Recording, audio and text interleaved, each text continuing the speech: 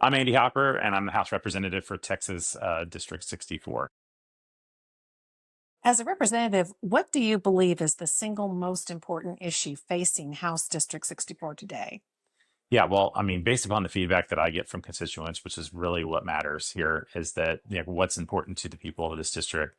The number one bit of feedback I get from folks day in, day out is the fact that they can't afford, they're being priced out of their homes. Especially in the eastern part of the district. I mean, you see it a little bit less in Wise, but it's still a problem. We have a statewide issue where we have basically prohibited people from acquiring wealth and passing that wealth on to their kids through the property tax system. Californians that are moving here were decades ago protected from yearly appraisals, and then they moved to Texas, and they're able to have enjoyed that accrual of enormous equity. But Texans in Texas, we've made that illegal. And so it's a huge problem, and you basically end up having this cycle here in across the state where people are like every few years moving out of their house and moving to someplace a little bit cheaper, maybe even moving out of state. I've had so many constituents that have, that worked for us, voted for us, and I've called them up this cycle and they're like, hey, I moved to Oklahoma. I couldn't afford to live here anymore. That's a huge problem. And overall, what we're seeing is like a replacement of Texans with people that can afford to live here. That's not what we need. And so I think that we finally started a statewide conversation on trying to get us on a path, finally, to eliminate property tax. Governor Abbott's plan would eliminate at least half of that. And I think it's a great place to start the conversation. I'm really glad that maybe finally in the next legislative session, we'll be able to have that conversation. Can you give an example of a time that you stood firm on principle, even when it was unpopular?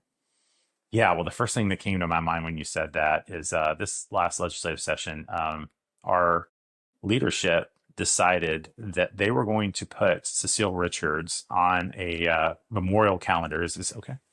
Put on a memorial calendar honoring a woman that literally was responsible for the death of millions of unborn children, and ask Republicans to vote for the entire calendar at the same time that we would have honored conservative activist hero Jill Glover.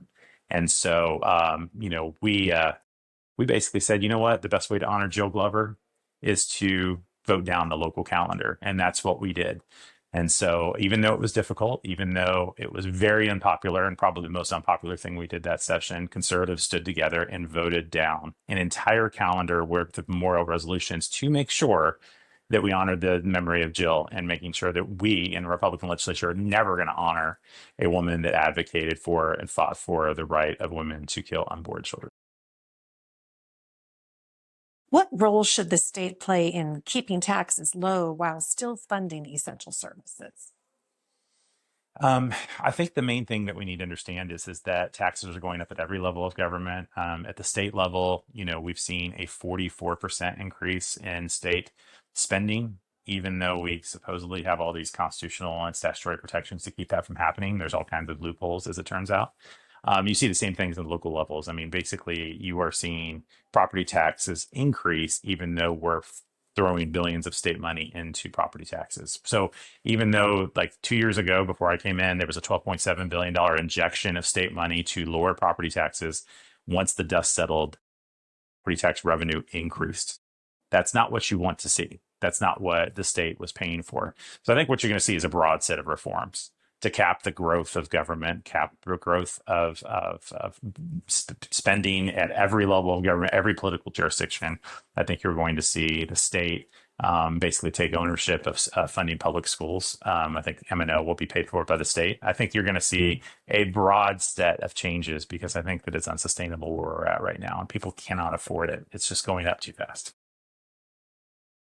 What reforms do you believe are needed in public education funding? I think that there's it's a big conversation. I think school choice changed the conversation quite a bit. But let me just like start with the fact that, because public schools will now be in competition, because of that's what school choice essentially does. That's the main argument for school choice. I think that you're going to start seeing pressure on public schools, especially in areas where that competition is most pronounced. And you're going to see public schools start to perform better, provide more service for less money. I mean, that's the entire angle. But I think at the same time, I think that, we have an opportunity with this property tax discussion to basically say, hey, listen, like it's a constitutional duty of the state to provide for public education.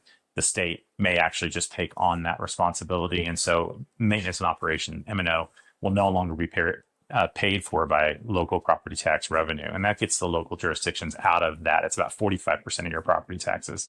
So I think that, basically what we're going to see is we're going to see just an increase in competition, an increase in the conversation that every parent will have about like what kind of school makes most sense for my kid. And at the same time, I think you're going to see more UIL, approval at all these different school boards across the state, where we are going to allow kids that are in private school, homeschool settings, to be able to make use of like a la carte services from public schools. I think all of that will make the entire system more efficient and put, a little bit of pressure on every school, public or private, to do a little bit better and to provide more services for less money. Where should the line be drawn between state authority and individual liberty?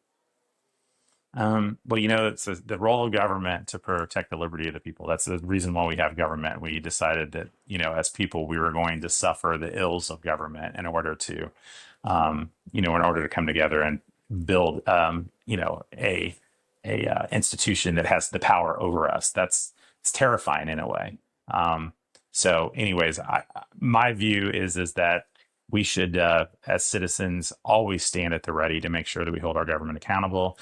We have federalism in our country where the states are supposed to hold the federal government accountable and keep them from going off the rails. Ultimately, that's the state legislature's duty.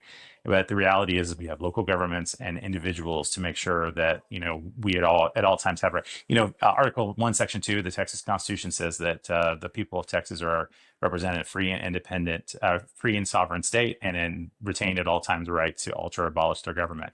That is the ultimate protection against government tyranny. If the state of Texas has to answer to the people of Texas, then we need to always understand that we're in that role and we can't cede it. That's like not only our Constitution, but our God-given authority and responsibility to make sure that we hold our government accountable.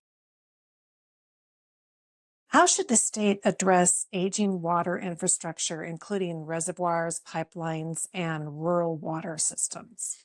It's a huge problem, and it's made more difficult because the fact that Texas is a huge state.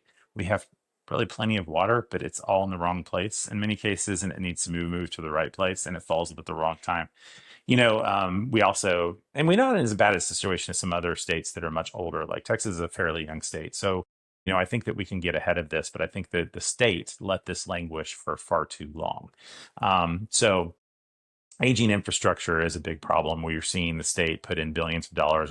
We actually voted, I think it was HB 500, it was SB 500 last session, where we actually, really increased the amount of money that the Texas Water Development Board can basically award in grants or in low interest loans to local jurisdictions to be able to address this issue. I think in a broader sense, though, there's this over conversation that we need to have about, understanding what our long-term 100, 200-year strategy is in Texas, like how we're going to store water, how we're going to obtain water.